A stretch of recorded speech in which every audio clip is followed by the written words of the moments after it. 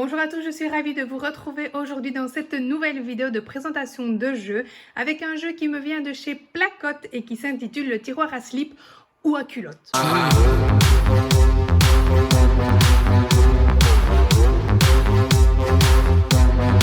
Dans la boîte, vous avez donc le guide pour ranger les culottes. Vous avez également le tiroir qui permettra aux patients de positionner les culottes dans un ordre évidemment précis et donné par notre guide. Et puis, vous avez donc différentes culottes dans différentes couleurs et avec différents motifs. 3 jeux nous sont proposés pour avoir du coup 3 niveaux différents en fonction des niveaux de l'enfant. Je vais vous les présenter, mais évidemment, c'est vraiment un matériel qui peut être très riche et qui peut proposer beaucoup d'adaptations.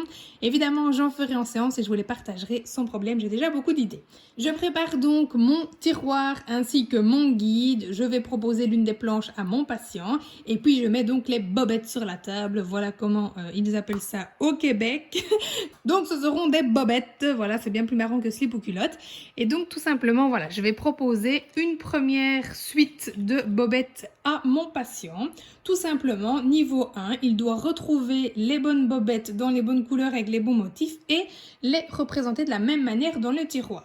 Pour le niveau 2, tout simplement, on va ne montrer qu'une partie du tiroir et le patient doit donc continuer lui-même la suite logique en regardant les couleurs des bobettes.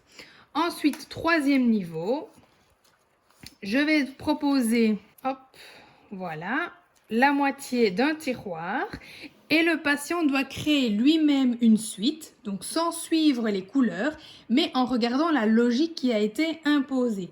Donc ici, on a une bleue, une rose, une jaune à pois et de nouveau une bleue. Donc il faut qu'il construise une suite de culottes qui correspond à celle-ci sans utiliser les couleurs déjà présentes. Par exemple...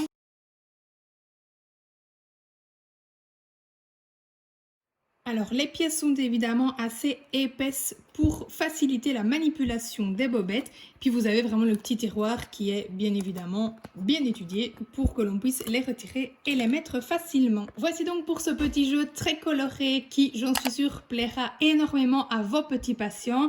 Évidemment, encore une fois, comme je vous le disais, il y a énormément de possibilités de jeux à réaliser grâce à ce petit matériel, notamment des exercices de description, de compréhension de consignes orales et ou écrites, etc. Enfin bref, comme d'habitude, laissez aller votre imagination, mais je vous partagerai toutes mes idées, ne vous en faites pas. Bref, voilà donc pour cette vidéo et pour ce jeu qui, j'espère sincèrement, vous auront plu. N'oubliez pas de vous abonner si ce n'est pas encore le cas et je vous dis à très vite pour une nouvelle présentation de jeu.